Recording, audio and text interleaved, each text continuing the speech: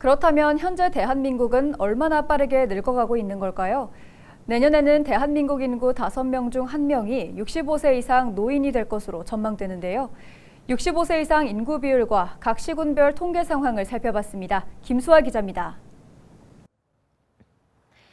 65세 이상 노인 인구가 내년 1,000만 명을 넘어설 전망입니다. 통계청이 지난달 발표한 내년도 65세 인구 전망은 1,000만 8,300여 명. 이 중 65세 이상 고령 인구 비율은 19.4%로 예상됩니다. 대한민국 인구 5명 중 1명은 노인이 되는 셈인데요. 지난해 노인 인구가 처음으로 900만 명을 넘어선 데 이어 불과 2년 만에 다시 1,000만 명을 돌파할 것으로 예상됩니다. 다음 장 보시겠습니다.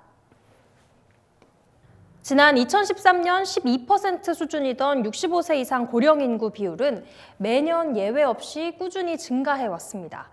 유엔은 65세 인구 비율에 따라 고령화 사회, 고령사회, 초고령사회로 구분을 하고 있죠. 지난 1999년 65세 이상 인구가 6.9% 수준으로 고령화 사회에 속했던 대한민국은 지난 2018년 65세 이상 인구가 14%를 넘어서면서 고령사회에 진입을 했고요. 이제 2년 뒤인 2025년이면 65세 이상 인구가 전체 인구의 20%를 넘어서는 초고령화 사회가 될 것으로 전망됩니다. 덩달아 지역이 늙어가는 속도도 빨라지고 있습니다. 다음 장 보시겠습니다.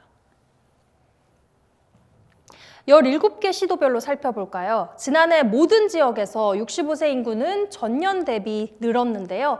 이미 전남과 경북, 전북과 강원, 부산과 충남 등 6개 지역은 초고령 사회에 진입했습니다. 대한민국 전체가 빠르게 늙어가는 셈인데 이렇게 노인 인구가 늘어나서 국가의 재정 건전성에도 빨간불이 들어왔습니다. 우리 사회를 재정적으로 뒷받침하고 있는 노동 가능 인구의 비율이 줄어든다는 의미입니다. 그렇다면 조세 수입의 감소를 예상할 수가 있겠고요. 수입의 감소와 지출의 증가는 사회 전반에 영향을 미치겠지만 주로 사회보험과 같은 복지제도에 재정적 타격을 예상할 수가 있겠습니다.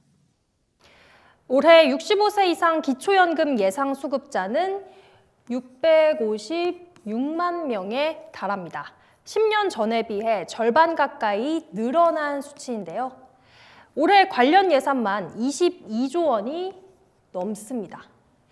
돈 쓸 곳은 늘어나는데 정작 14세 이하 유소년 인구와 15세부터 64세까지의 생산 연령 인구는 10년째 줄어들고 있죠.